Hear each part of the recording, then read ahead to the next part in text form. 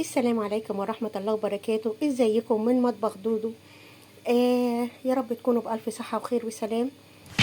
ويا رب يشفي كل مرضانا أجمعين ويشفي كل اخواتنا وحبايبنا، ونترحم على كل أمواتنا، أبهاتنا وكل اللي احنا نعرفه واللي ما نعرفوش، ربنا يرحمهم ويغفر لهم ويسامحهم. ايه رأيكم في طبق الكبدة الاسكندراني؟ ايه الحكاية ده؟ وهنقدمه مع الطحينة الاقتصادية اللي احنا كنا عاملينها قبل كده، اللي هي برغيف عيش تعملي ألذ وأطعم سلطة طحينة، سلطة الموفرة. هتنزل معاكي في الطريقة بالظبط في فيديو لوحده منفصل. بس احنا النهاردة عاملين طبق كبدة، حاجة كده طعم وحكاية، وبنحط معاها مكونين بيخليها زي ريحة الكبدة اللي بتجيبنا من آخر الشارع بالظبط. حاجة كده وهم وخيال. واللي لسه طبعا في الاول اللي لسه ما اشتركش عندي في القناه فضلا وليس امرا يشترك ويدعمني باللايك واحلى كومنت وفعل الجرس عشان يوصلك كل جديد. واللي لسه مش متابعني على صفحتي على الفيسبوك مطبخ دودو كاتشن، خش ويتابعني، ويدعمني باللايك والشير وكومنت حلو من احلى اصدقاء واخوات. ويا رب يديمكم نعمة في حياتي يا رب. واللي عنده اي تعليق يدعم سواء ايجابي او سلبي يكتبه في الكومنتات. حابة تجربي اي وصفة معايا نجربها، ويا رب اكون ضيفة خفيفة عليكم. وكل سنة وانتم بألف خير وصحة وسلام وبألف هنا من مطبخ دودو.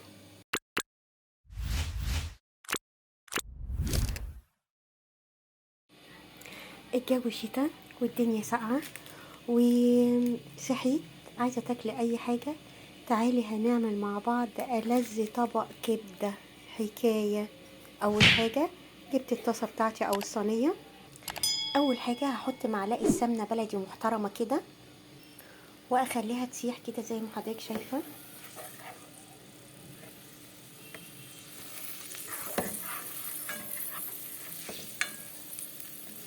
اهم حاجة السمنة تتقدح كويس قوي.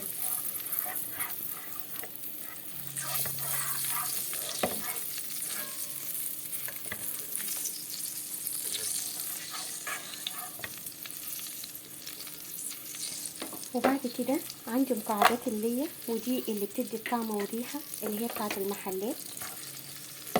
خليها تستوي كويس قوي.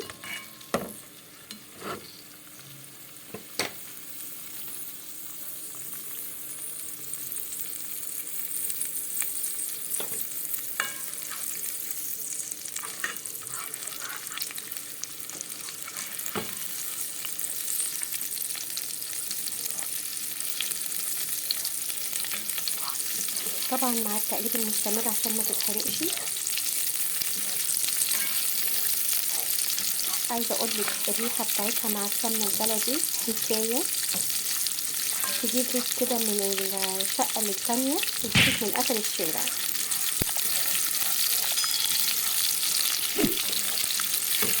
وده السر اللي بيبقى الكبده بتاعت الشارع، اللي بتجيبنا من اخر الدنيا، واول ما بنشم الريحه مش بنقاومها.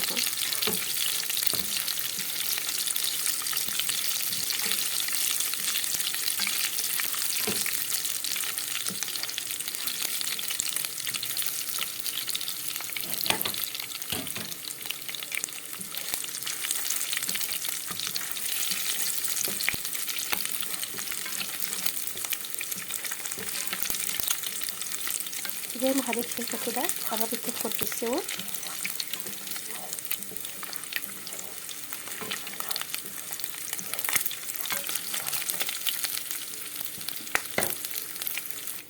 كده هي انا خدت الطعم بتاعها وعملت اللي عليها. اخدت منها حطيتها في طبق جانبي، وبعد كده هنزل بالكبده. زي ما حضرتك شايفه كده انا نزلت بالكبده ومش عايزه اقلبها علشان ما تجيبش ميه، تاخد لون من تحت وابتدي اقلب. الكبده زي ما حضرتك شايفه ما بتاخدش وقت. اول ما نزلت ابتدت تاخد اللون بتاعها، هوطي عليها وهعمل حفره كده في النص وهنزل بالثوم. زي ما حضرتك شايفه كده انا حطيت البهارات بتاعتي، الملح والكمون والفلفل والكزبره والثوم، وهقلب كله مع بعض.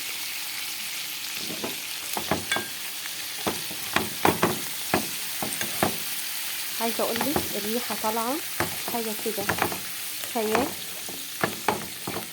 وهنزل عليها بالفلفل بتاعي. انا مقطعه فلفل حار مع فلفل الوان، فلفل احمر واخضر. الفلفل ده اختياري زي ما حضرتك شايفه وزي ما حضرتك حابه. زي ما حضرتك شايفه كده انا ظبطت الملح، وهنزل عليها باحلى دقه.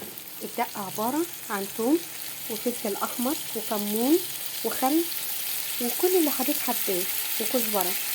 هنزل عليها كده زي ما حضرتك شايفه بالظبط. ودي سر احلى محل كبده اسكندراني في اسكندريه، اللي هي الدقه اللي بيعملها للكبده الاسكندراني اللي تجيبك من اخر الشارع. مش عايزه اوصفلك الريحه تحفه.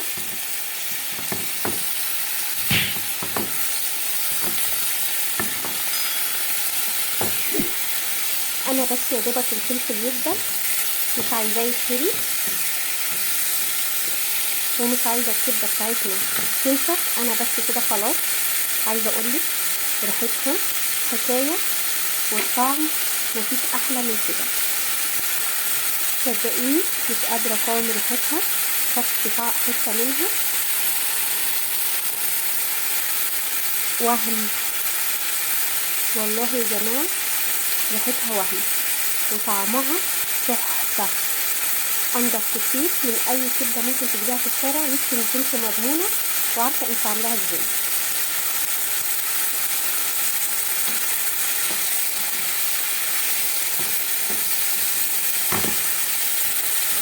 واخر حاجه هحطها ربع معلقه كاري. زي ما حضرتك شايفه كده ربع معلقه الكاري دي هتوديها في حته تانيه خالص. وده سر من اسرار الكبده من عم اللي بيبيع الكبده، وده كان اشهر محل بتاع كبده في اسكندريه مشهور قوي.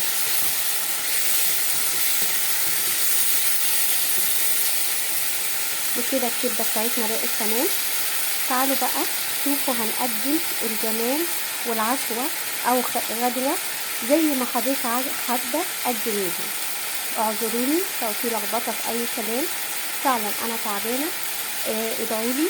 واللي لسه ما اشتركش عندي في القناة يا ريت فضلا وليس امرا يشترك في مطبخ دودو.